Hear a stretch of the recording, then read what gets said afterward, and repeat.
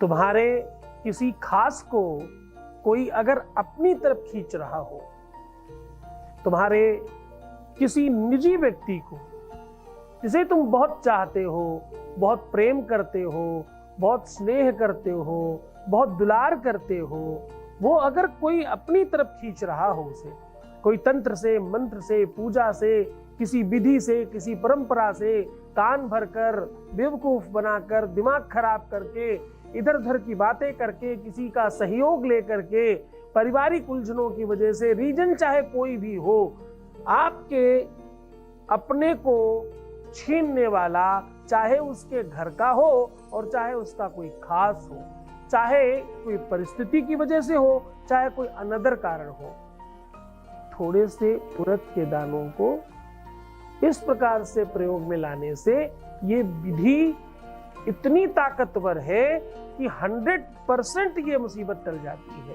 पूरा तरीका सिखा रहा हूं आज।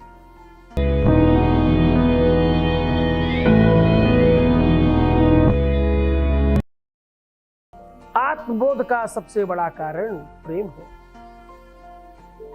दुनिया में जितने भी लोगों को प्रेम का एहसास हुआ, वही लोग कुछ श्रेष्ठ कर पाए, चाहे वो तुलसी बाबा हो, चाहे वो कवि कालिदास हो, चाहे वो सूरदास हो, रविदास हो, मलूक हो, मीरा हो। किसी भी व्यक्ति के जीवन में जब तक प्रेम ने प्रवेश नहीं किया, तब तक उसके जीवन में संतत्व भी नहीं आया। तभी तो लिखा है, मैं बार बार कहता तो हूं इसीलिए, कि प्रेम जब अनंत हो गया तो रोम रोम संत हो गया। आज बड़ी अद्भुत बात बता रहा हूं। कभी कभी कोई इंसान किसी को अनायास छीन लेता है।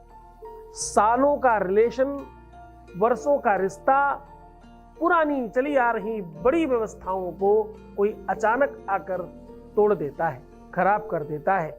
ये समय भी हो सकता है और ये कोई काल भी हो सकता है, कोई व्यक्ति विशेष हो सकता है, कोई अंतराल भी हो सकता है।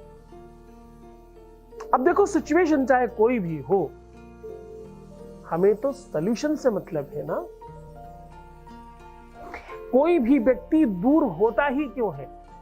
कुछ दिन अगर हम किसी पशु पक्षी को पाल लें, उससे अंतरंगता हो जाती है, उससे प्रेम हो जाता है। बड़ा जरा सोचना, वर्षों का रिलेशन अचानक कैसे टूट जाता है। रही मन धागा प्रेम का, रहीमदास जी लिख रहे हैं, रही मन धागा प्रेम का, मत तोड़ो चटकाए, जोड़े से फिर ना जुड़े, जुड़े गांठ पड़ जाए। साहब, ये वो व्यवस्था है जिसे एक बार तोड़ने से दोबारा जोड़ना मुश्किल हो जाता है। तो जरा सोचना कि कोई तोड़ता ही क्यों है, कोई अलग होता ही क्यों है, कोई दूर होता ही क्यों है। क्रोध हो, एंजाइटी हो, डिप्रेशन हो, मस्तिष्क खराब हो, मन चेंज हो गया हो, कदाचित बहुत सारे हैं। एक आध बड़े कारण भी है। लोग कहते हैं तंत्र मंत्र किया गया है, लोग कहते हैं कुछ किया कराया हो सकता है, लोग कहते हैं कि बुद्धि विवेक को किसी ने परिवर्तित कर दिया है, लोग कहते हैं कुछ नेगेटिविटी करा दी गई है, लोग कहते हैं बड़े सारे अनसंट चीजें हो गई होंगी। क्योंकि देखो, भूत प्रेत पिशाचादि व्याधिम अतिरिक्त में वच, और फिर षडतंत्र है, इसमें 6 प्रकार के तंत्र होते हैं। मारणम मोहनम वश्य स्तंभनोच्चाटनादिकम, अनेकों प्रकार के प्रयोग करते हैं लोग। मैं क्यों कहता हूं तुम लोगों से, मैं क्यों तुम्हारे चक्कर में दूसरों से बुराई ले लेता हूं, इसीलिए बार बार कहता हूं कि ये मुल्ला मौलवी तांत्रिक मांत्रिकों के चक्कर में मत पड़ना कि इन्हें कुछ अच्छा करना नहीं आता, इन्हें वही षड्यंत्र करना आता है, सिर्फ बुरा करना आता है, इन्हें अच्छा करना नहीं आता। बुरा करना बहुत आसान है, अच्छा करना बहुत मुश्किल है। किसी को किसी भी व्यक्ति की वजह से हो सकता है चोट लग जाए, लेकिन उस चोट को ठीक करने की क्षमता उस व्यक्ति में नहीं होगी। डॉक्टर भी तत्काल नहीं कर सकता, टाइम लगेगा, हो सकता है ज्यादा लग जाए तो वर्षों भी लग जाए ठीक करने में, पर उस चीज को खराब करने में हो सकता है सेकंड्स में हो जाए। बड़ी सी बड़ी बिल्डिंग को तोड़ना हो, कुछ सेकंड्स में आप डायनामाइट लगाइए, उड़ा दीजिए, टूट जाएगी। पर ऐसी भी कोई पद्धति बनी नहीं कि कुछ सेकंड में बड़ी से बड़ी बिल्डिंग बना के खड़ी कर दी जाए। ऐसी पद्धति का भी इजाद नहीं हो पाया। हमेशा बिगाड़ने से बनाने में ज्यादा समय, ज्यादा एनर्जी, ज्यादा ताकत, ज्यादा पैसा, ज्यादा दल, बल सब कुछ ज्यादा लगता है। तो वो धन हो, बल हो, पौरुष हो, सब ज्यादा लगता है। इसलिए कहता हूं, बिगाड़ने वालों से जितना हो सके दूर रहिए, क्योंकि कुछ उच्चंकल लोग हैं, कुछ धूर्त लोग हैं, कुछ बहुत बहुत ही गड़बड़ लोग हैं। जरा समझने की कोशिश करना, सनातनी पद्धति में हम सबके प्रति बड़े सौहार्द से मिलते हैं, बहुत सौहार्दपूर्ण। हिंदुत्व जो है ना, हिंदुइज्म जो है ना, ये बहुत सहिष्णु है, ये बहुत लोगों को लेकर चलना चाहता है। आपको संख्या वाइज मजार पर जाने वाले हिंदू ज्यादा मिलेंगे अपेक्षाकृत मंदिरों में मुस्लिम जाने वाले। किसी की कोई बुराई नहीं है, लेकिन मैं ये कह रहा हूं कि साहब उन लोगों से दूर रहो। कुछ मौलवी अच्छे भी काम करने वाले हो सकते हैं कहीं, पर जरा ध्यान से समझना, मैं उन लोगों की बात कर रहा हूं जो बहुत ज्यादा बिना मतलब के बड़े बड़े वादे कर रहे हैं, जो अपने आप को सामने नहीं लाकर हाथ पैर दिखाकर तुम्हें कुछ भी बताने की कोशिश कर रहे हैं। सावधान रहना उनसे।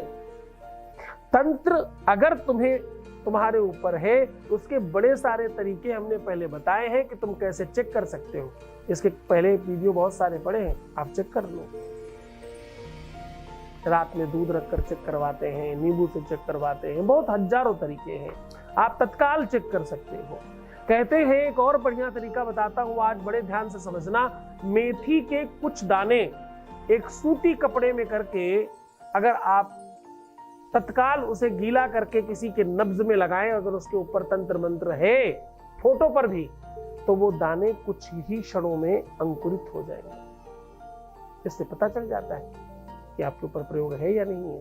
मेथी तो आपके सबके पास अवेलेबल है, सूती कपड़ा भी अवेलेबल है, पानी भी अवेलेबल है, ये कर सकते हो तुम तत्काल ये जान सकते हो किसी पर भूत प्रेत है कि नहीं, पिशाच है कि नहीं, कोई बुरी बाधा है या नहीं, किसी के ऊपर गलत चीजें हैं या नहीं, उसके ऊपर कोई गलत शक्ति, कोई एनर्जी, कोई ताकत, कोई पावर, भूत प्रेत पिशाच कुछ भी अगर है, तो जैसे ही तुम मेथी के दाने उसके कलाई पर लगाओगे, सूती कपड़े में करके भिगो करके, तत्काल वो अंकुरित हो जाएंगे और आपको पता चल जाएगा।